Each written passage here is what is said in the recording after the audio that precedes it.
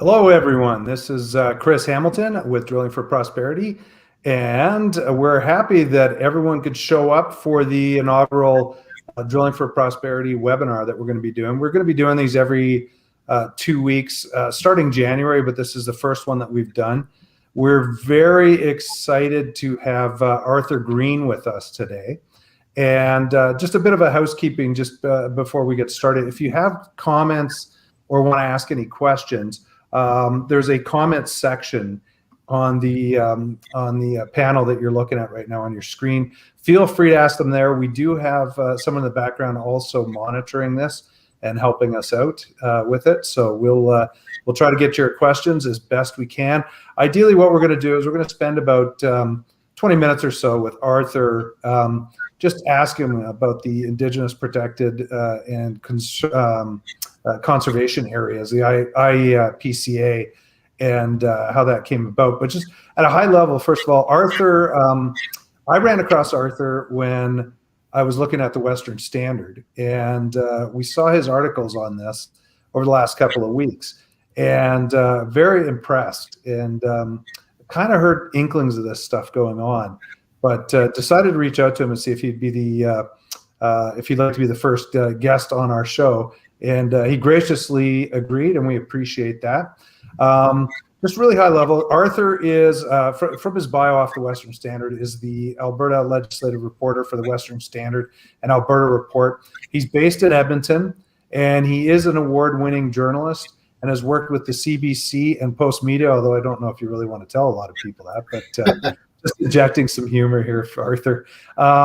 Is there anything you want to add into that? Just tell us a little bit of your background. A little bit about my background. I started off in university. I was going to be a social worker, believe it or not, and I went through university for 14 years while working as a taxi driver. And I did a double major in political science and business, and then I accepted an exchange program, and I went to Harlow, Essex in England, and there I completed a European Studies minor. Long story short, came back to Newfoundland, went to work, did some work, with my political science degree. Didn't really like it, believe it or not. So I decided to go back to school again, and I went right through 3.5 years and did a journalism diploma. And during this time, I freelanced with Saltwire, NTV, and CBC. And then the day I graduated, CBC graciously hired me. Good to hear. At least you were gainfully employed when you came out of university. So to really jump into this, and like I said, we'll have a talk for about 20 minutes or so, hopefully. It may get longer, maybe shorter, we don't know. But ideally, what we want to do is just dig into this IPCA that's going on. I don't know if a lot of people quite understand what's going on with this, but maybe you could kind of tell us what's the intent of the IPCA, and maybe how you came about finding out about this. Well, to begin, I worked with a company in Bonnyville and in the Lakeland, which is actually where this is happening. So I was able to, form relationships over the last year with politicians in the area, both municipal and provincial. And, 30, now don't quote me, but roughly 30% of bitumen royalties come from the Lakeland. So if you look at Alberta as a whole, northern Alberta is where, we get most of our oil money. So this is where the wealth of the province and of Canada, if you want to talk about it that way, because with our equalization payments, we are footing the bill of Canada, and this is where our main oil reserves are and where they're coming out. So someone contacted me from the Lakeland, and they were like, "Hey, there was this survey meeting that I was invited to, and this was a Métis gentleman, and he's pretty up on everything in the Lakeland. I call him my Métis spokesperson." And he was like, "How come I haven't heard of this?" And at this survey, they basically talked about 2 areas that they were going to make IPCAs, in these protected zones. And he was like, "Why?" Because this is basically what they're trying to do, is give Crown land back to the Indigenous. And once completed, these projects can protect up to 1 million square miles in Canada. And when I started looking into these areas, I was like, wow, most of them are oil-rich resource lands. So once the feds say it will bring Canada towards an ambiguous goal, of conserving 25% of land and waters by 2025, and then 30% by 2030. And to think about that, 30% of land in Canada. So I always tell people about a pizza. You got 10 slices of pizza and you throw 3 away. That's a lot from a pizza. You might notice it all over Canada, but these areas are in basically oil-rich lands. And I spoke to MLA Dave Hansen, and he's told me, like, once these areas are protected, you can't even pick a wildflower off this area. And he truly believes it's Justin Trudeau and the Liberals' plan to turn the taps off in Alberta. And again, Premier Smith this week announced that she's already got a constitutional challenge for the government on petrochemicals with their ban on single-use plastics. So again, that's another attack that she says that the federal government has silently launched on Alberta to ruin our industry. Well, so when it comes to, obviously it's covering such a vast area where our royalties come from and everything like that. Is your impression that they're hiding behind the kind of First Nations Indigenous component in order to push another agenda? Is that kind of where you're thinking this is going? Well, just to speak about that, I've lived up north, so I've lived north of 60, and I've been through roughly 33 Indigenous communities in the north. I've also, in Alberta, I've been on many reserves, and these reserves all have the same problems in common. And Trudeau spent $800 million the other day of taxpayers' money to fund these studies to protect the land. And, he promised the Indigenous people, First Nations people of Canada, clean water. And, these reserves don't have clean water yet, but yet he's going to protect the land. And, the consensus, because, I do have a good following and good relationship with people throughout Canada and the Indigenous people throughout Canada. And, they're after telling me, like, even a lady from Cold Lake First Nations the other day that I spoke to, she told me, she was like, we don't need Justin Trudeau to protect our land. And, Dave Hansen told me the federal Liberals need to recognize and represent or respect provincial jurisdiction and, Alberta's constitutional rights to develop our resources. And, that $800 million, that would provide a lot of housing, fresh water, and infrastructure to our First Nations and our settlements. Absolutely, 100%. I mean, it was when I read your articles, I was looking at it, and it dawned on me, just, he's spending almost $1 billion, exactly. And that could absolutely go towards that infrastructure on any of the First Nations and help them. Yeah, and just to speak about that $800 million, it's kind of a catch-22, as we says in Newfoundland, because you think about it, okay, spending $800 million of taxpayers' money to fund surveys to shut down oil wells, which pay taxpayers. Did that make sense to you? Yeah, makes no sense.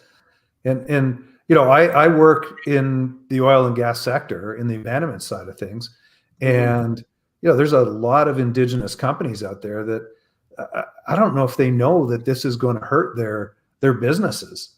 And so with that though, I mean, who do you think is going to be impacted by this? Like, what is it? Is it going to be farmers, forestry, oil and gas? What's your take on this? Well, everybody is going to be affected by this in Alberta. Just think about it. 30% of bitumen royalties come from the Lakeland area. Mm-hmm. So if they protect the Lakeland and these areas, that's 30% of our wealth in Alberta turned off overnight. Yeah. And, that's going to have a trickle-down effect. Most of our people in the Lakeland do work in the oil gas industry, and what do these people buy? They buy goods and services in Alberta, and just think about having $1 in your pocket and taking 30 cents and throwing it away, and then trying to go get a can of drink that's $1. Like it's not going to happen. You know what I mean? So like by them enhancing and establishing these IPCAs to support like Indigenous engagement in conversation is what they're saying. But like the Indigenous are telling me in Alberta that they weren't contacted. So how can he say that he's trying to help and protect the land for the Indigenous when he's not even talking to them? Right? That's just I just don't understand.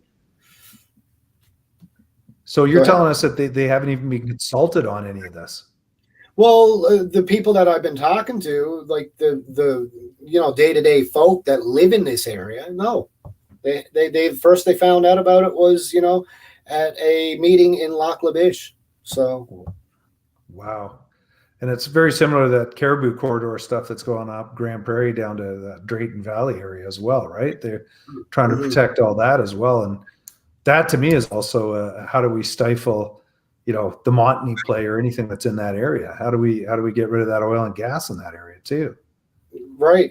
And just to add another thing, like I have a great relationship with the Reeve of the MD of Bonnyville. And, this is, so the MD of Bonnyville encompasses the Bonnyville, St. Paul area, Glendon, few other places. The town of Bonnyville is actually not part of the MD of Bonnyville. They're two separate entities. But, the MD of Bonnyville gets most of its tax base from oil and gas. And Reeve Barry Kolinsky told me the federal government is trying to take Crown land and give it back to the Indigenous. And, he said he believes this is about the oil and gas under the ground, which the federal government seeks to control. And, not only about the oil, but then the MD of Bonnyville is going to lose this tax base. So if this occurs and they lose that tax base right off the bat, then the feds have full control of the area. And, if Barry couldn't provide the exact amount of taxes, he's going to get back to me on that. But, it's quite significant. And, if that happens, then, what's going to happen to the people in rural Alberta? Oil and gas sector workers, regular Albertans who live up north and depend on the oil and gas in the ground, to pay their bills. What's going to happen to these people? Yeah. Well, the other thing too is, I've got friends that have oil wells on their properties, and they, you get your royalties, or you get your money off that for land leases and stuff too. It is designed.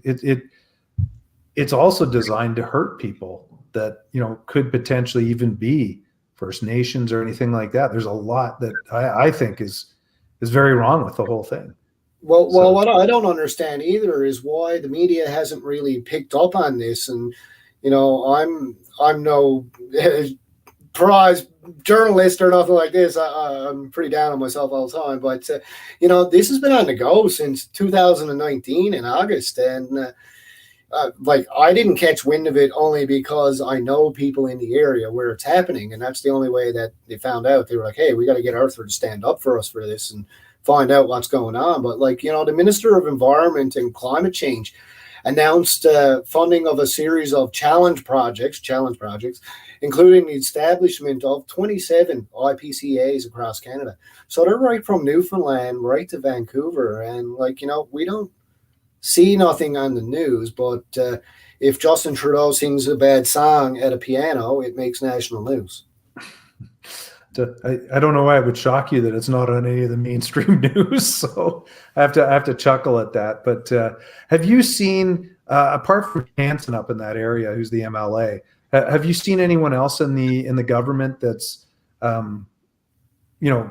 against this or has raised any concerns with this, at all? Well, I think Dave Hanson is spearheading the attack because it is his constituency. Now I have in journalism I have lots of on the record and off the record conversations, and I won't quote any names, but I have spoken to some people in the government, and they're well aware that this is happening in Alberta. It's interesting. I've talked to people in oil and gas companies, and in fact I was having dinner with the senior VP from Suncor on the weekend. And I mentioned this to him. He had no clue this was going on. And I think it's, I got to give you props for finding this and bring it out to people's attention. It's this is that little spark that gets things going, I believe, and hopefully tonight we can get this information out to people and it can be shared as well. But what do you think people could do to potentially get their voice heard in opposition to this? Have you seen anything where they're going to do any kind of consultation with anyone or anything? I haven't, because the Liberals haven't announced this as a land grab. They're announcing this as protecting Indigenous lands and helping the Indigenous. And politicians have told me it seems like Trudeau is using the Indigenous to protect the land so he can control the resources underneath. And in March of 2022 of this year, the federal government introduced its 2030 emissions reduction plan, which provides a roadmap, for the Canadian economy to achieve 40 to 45% emission reductions below 2005 by 2030 levels, building upon the actions outlined in Canada's previous climate plans. And in December 2020, the government launched its Healthy Environment and Healthy Economy Canada's Strengthened Climate Plan. So, there's lots of stuff on climate change and protecting lands, but politicians in Alberta aren't that dumb. And neither am I, because, when you're doing something to help someone, it seems like there's always an underlying reason for this. And we see that in politics. I tell people, when something makes national news, you got to look behind the scenes and see what's going on behind the scenes. What is this taking the spot of the day? And I just can't believe that, this strategy is out there and no one has picked up on it. And, we're going to see the effects of this in Alberta by 2025. And, this is only 2022, so it's only 3 years away. So if Albertans don't voice their opinion, and I always tell people that, I was born for this, and my job is to, even though the Western Standard pays me, I work for Albertans and Canadians. And, I'll always tell the truth, good or bad. And that just comes down to my own values and integrity. And I've quit on many MSN stations because of that rule that I give myself. And, if you have a question for the government or you want to know something, send me that question. I have the Premier's office on text and all their numbers. And I've been asking tons of Albertans questions all week. And you'll probably know, it's just on another note, that, they just created a task force to help less fortunate people here in Alberta. And I got the conversation going on Twitter through posts. So, it only takes one person. The reason why I mentioned that, it only takes one person to stand up and, stand up for what you believe in, even if you're standing alone.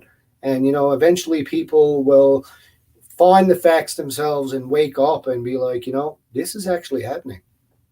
Absolutely. I agree with you. It's one voice. And in fact, I was looking at some of the comments on the left-hand side down here, and I saw a whistle stop, and it's like Chris Scott at Whistle Stop, right? He did stuff, and it brought a lot of attention to what was going on. I mean, you're just about one person that can create a mechanism to get things going as well. One of the other things that I caught in the comment section here, someone had mentioned it, was the UNDRIP, which is the UN, and I can't remember the acronym for it, but I've got to do further digging on it. I have seen it, but the gist that I see, or what I've heard from it, is that once this land reverts to First Nations to look after it, if they don't do a good enough job, the UN can come in and take it over, is what I've been told or heard.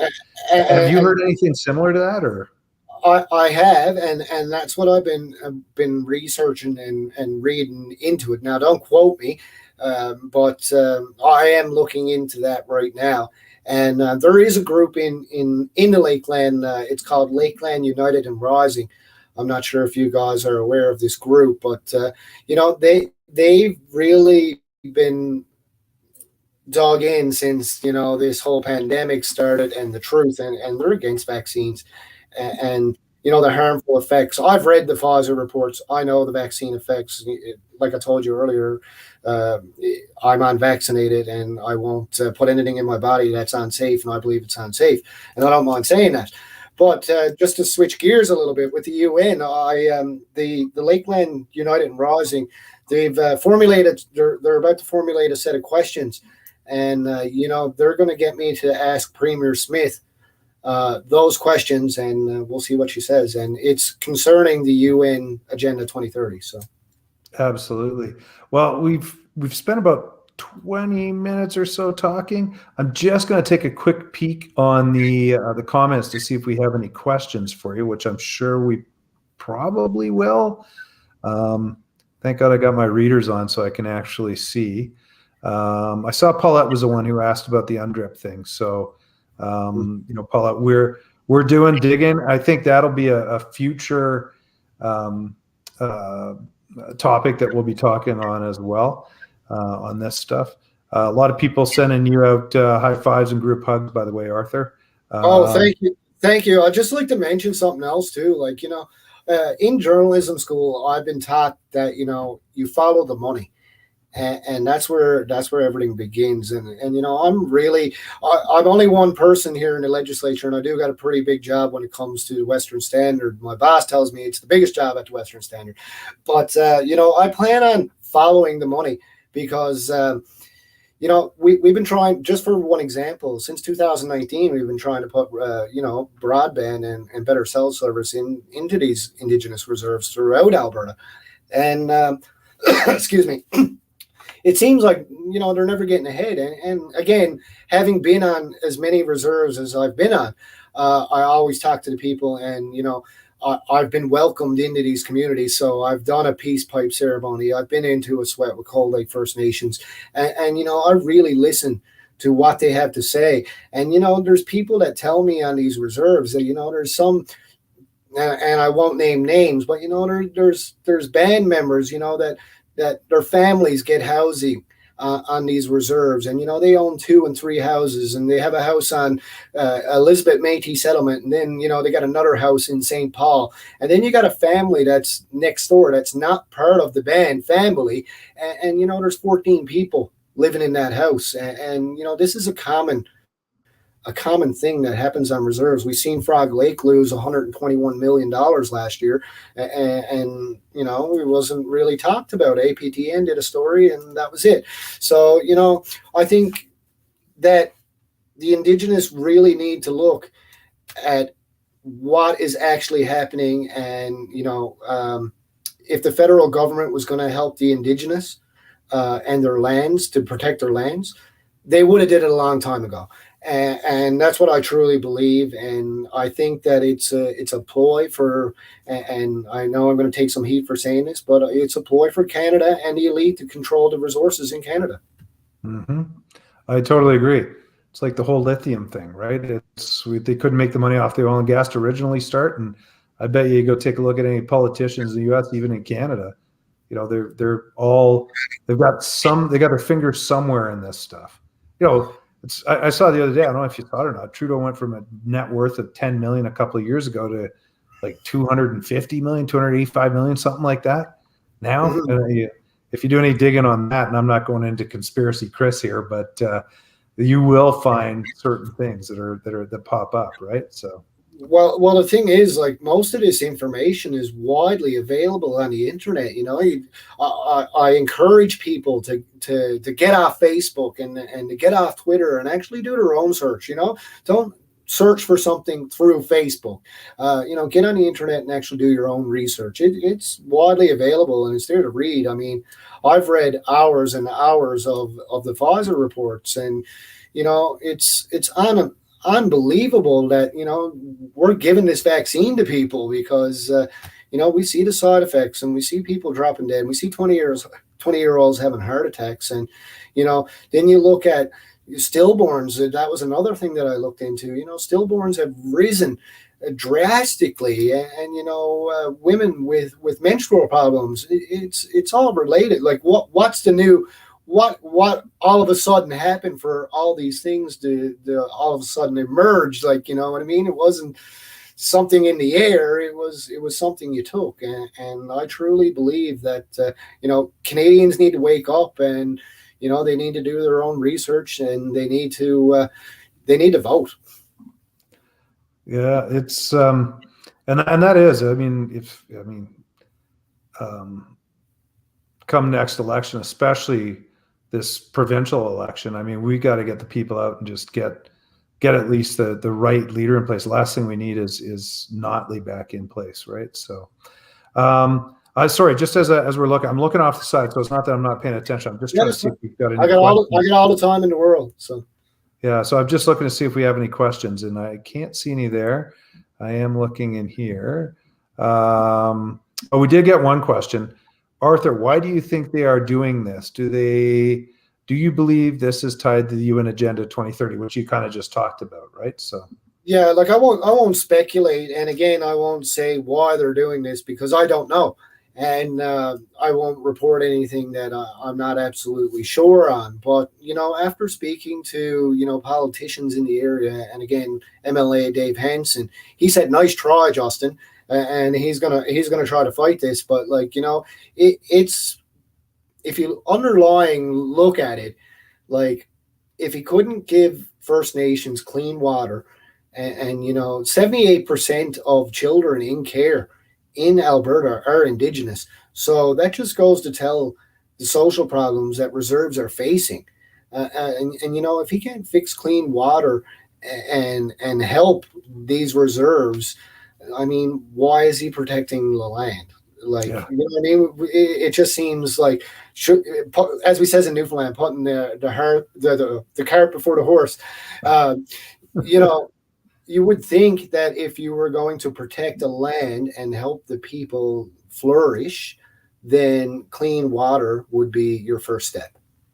Well, Arthur, we did get a question here from Grace, and Grace, sorry, I'm not even going to try to pronounce your last name. Please don't take offense to that. But she was asking, why can't the Indigenous just tell the feds to get lost? What have you seen with the Indigenous side of this? I won't say why won't they tell them to get lost. It all comes down to money.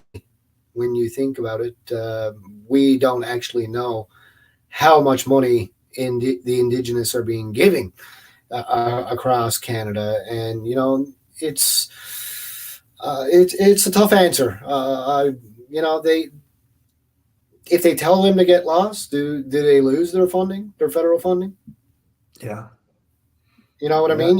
In Newfoundland, we say don't bite the hand that feeds you, and but that comes back to this situation. And again, I plan on contacting treaty chiefs, and I lived up north in Yellowknife, and in Yellowknife, I work closely with the Dene Nation and the National Chief Norman Yakalaya, and if people aren't aware of this, but there's enough arsenic under the ground in Yellowknife to kill the entire world, and it's being pumped underground, and it's frozen, and it's a byproduct of gold mining. So in the dirty days of gold mining, the Liberals and the federal government didn't care about the environment, and they let them. And this giant gold mine, they call it the giant monster, actually in Yellowknife, it completely ruined all of the land. So there's arsenic in all of the lakes. A child even died in the 70s after eating snow.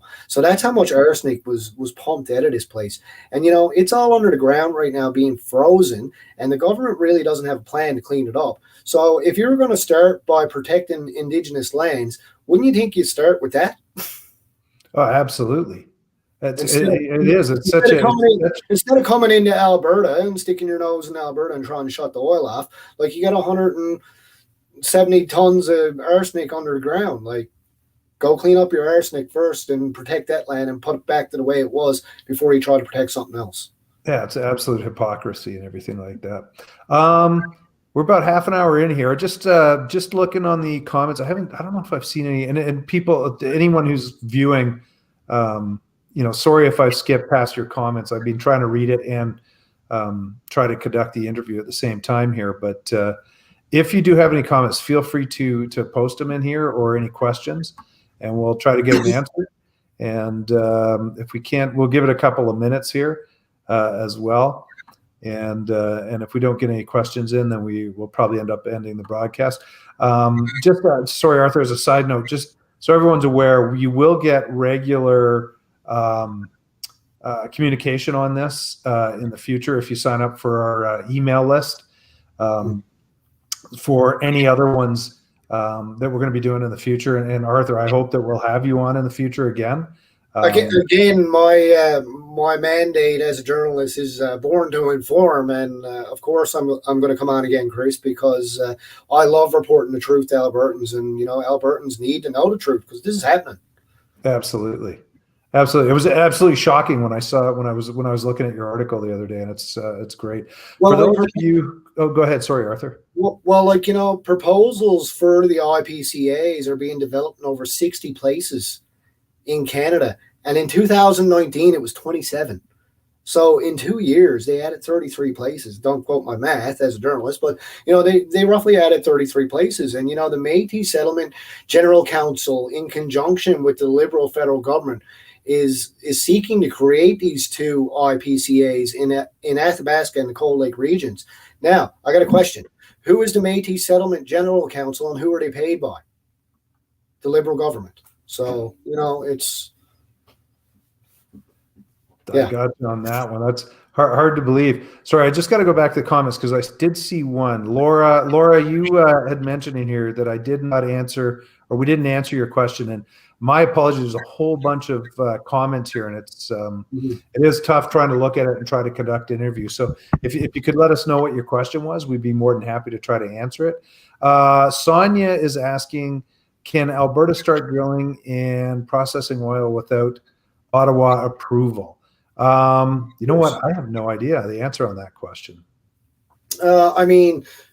Resources are provincial jurisdiction, which is what the Sovereignty Act is all about, protecting that jurisdiction. And, it's, of course, they can drill as much oil as they want. But when the caps come on and, we start with these emission reductions and protecting land, like if the land is protected, no, you can't drill it. You can't even pick a wildflower. So once the land is protected, you can't do anything with it, and that's it. Yeah. Let's see, there's a couple other things that came in here. Just let me look here. Allison was asking, the Chiefs get the money, what do they do with it? Whatever they like. As opposed to a question, but I get it. Paulette was asking. What I don't understand, Chris, when it comes to all the money that is given into these Indigenous reserves, and again, I'm not against the Indigenous. Most of my, I spent a lot of time in Indigenous communities, and I'll always stand up for the Indigenous in Alberta. But what I don't understand is how, like, an Indigenous First Nation such as Frog Lake can prosper. I mean, they have a huge amount of oil reserves, and they got a new arena, and they got a great fire department and a new police station, and housing, and this place is great. Like, it's well put together. People in the community care, and everybody works, and it's a prosperous community. But then you go into another community such as Keohewin, and that's just outside of Bonnyville, and they're given the same type of money to develop their community, but yet every house has its windows broken. There's dilapidated houses, no one got water, and it's sad to see. And I think that maybe it's time that maybe we ask the Indigenous. I know under the Indian Act maybe they can't open their books to Canadians and show us their financial statements, but I mean, like, if we're holding federal politicians accountable and provincial politicians accountable and municipal politicians accountable, I mean, this money that the Indigenous is receiving from the federal government is essentially taxpayers' money. So we should be allowed to let them open their books and show us what's going on.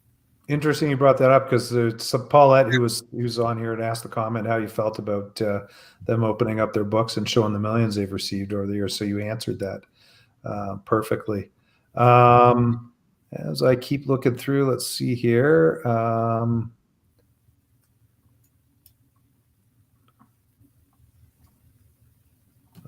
Okay.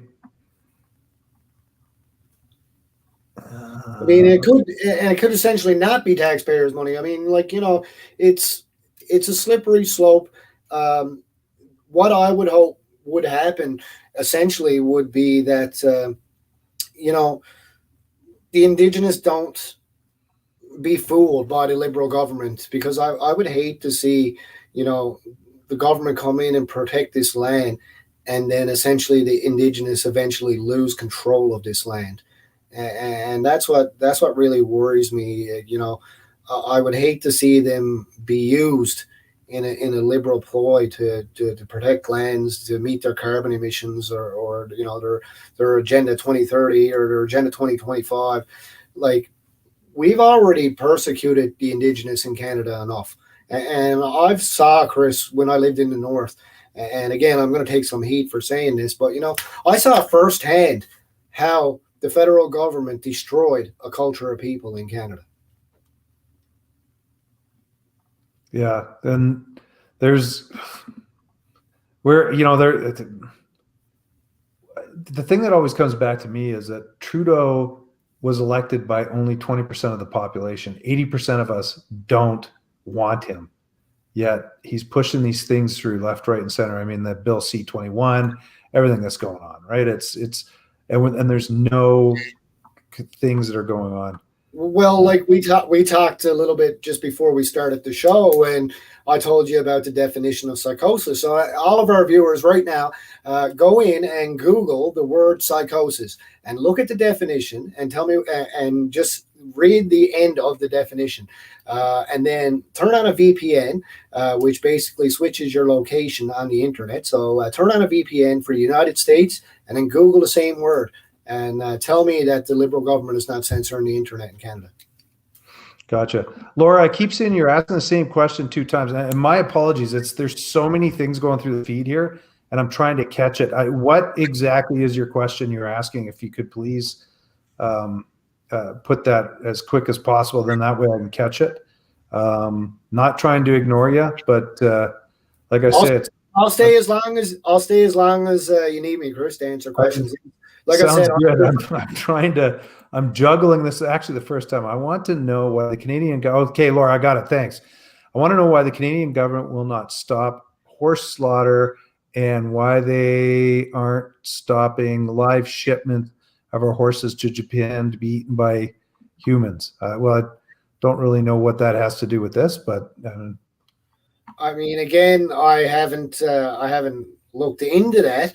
But I am an animal lover, and while I was in the Lakeland, I did some reporting on horses that were neglected and actually died. There was a farm with about 11 horses that died, and it wasn't because the lady was a bad person and abused animals. It was because of this COVID turnaround, and the economy crashed, and it hit her tough, and she couldn't afford to feed these horses. But I'll definitely look into to your horse question. I know that sometimes abused horses taken by the SPCA are sold at auction. I do know that the ones that are really sick that can't be.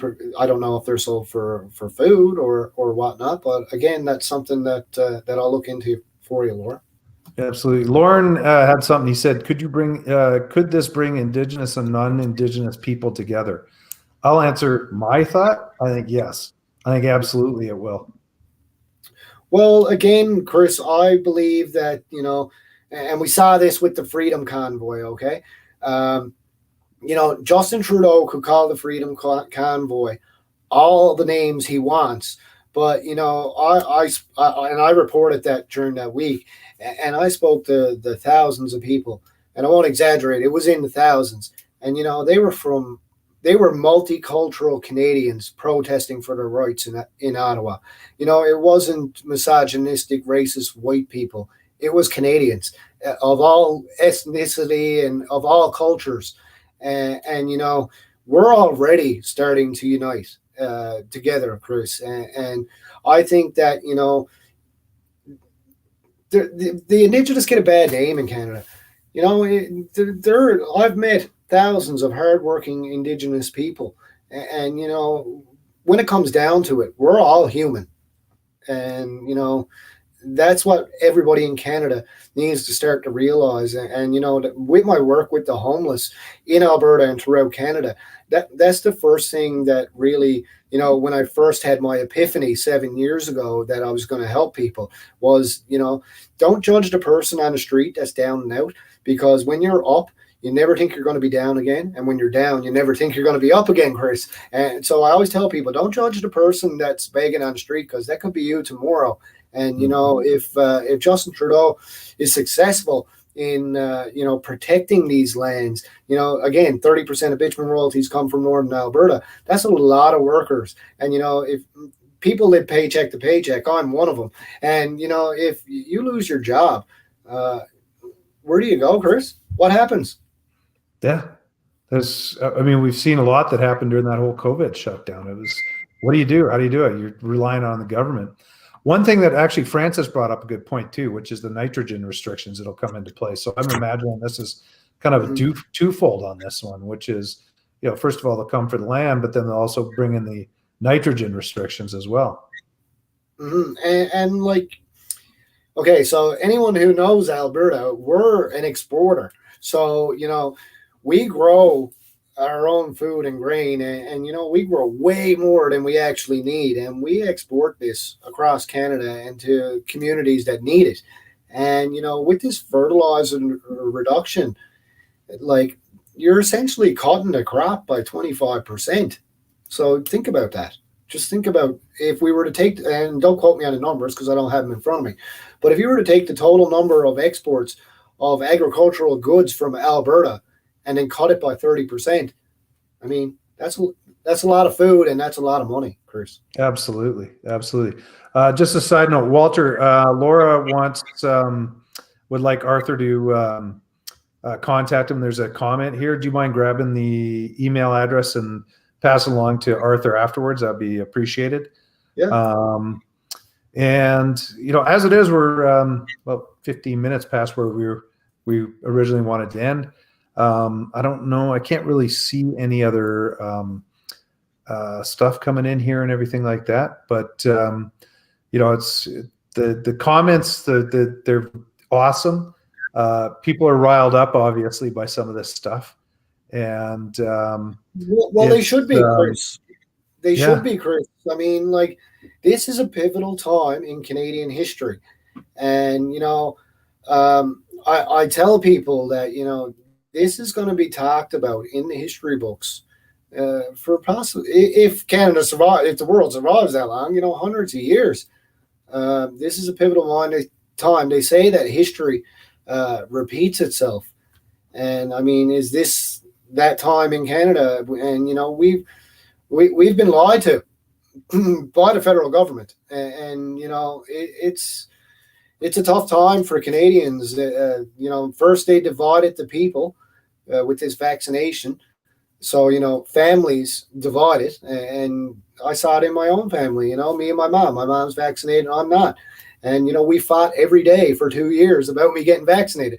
So, it's not only my situation, but I'm sure this is actually happening in other families. And, first they divided Canadians, then they lock us down, then we can kill what small business owners are out there, but we can leave Walmart and the big box stores open in Costco. There can be 4,000 people walking around in Costco, but you couldn't have 10 people in a convenience store.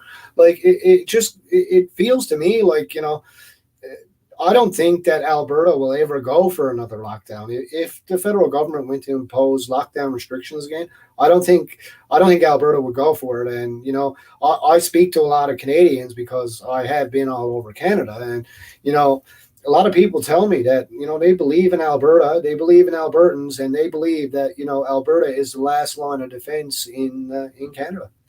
I believe it too, 100%. Well, I'll tell you what, I think what we're going to do is we're going to probably call an end to this very quickly here. Arthur, apart from Western Standard, your articles are great. Is there any other places where people can connect with you or follow you? Are you on any of the social media feeds or anything?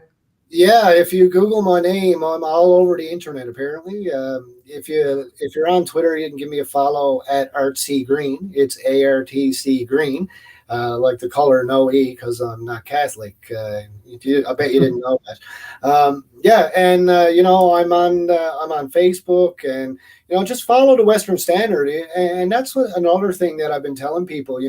I wouldn't work at the Western Standard if I didn't believe in this place. And we got a great team of journalists, and they're dedicated to telling Canadians the truth.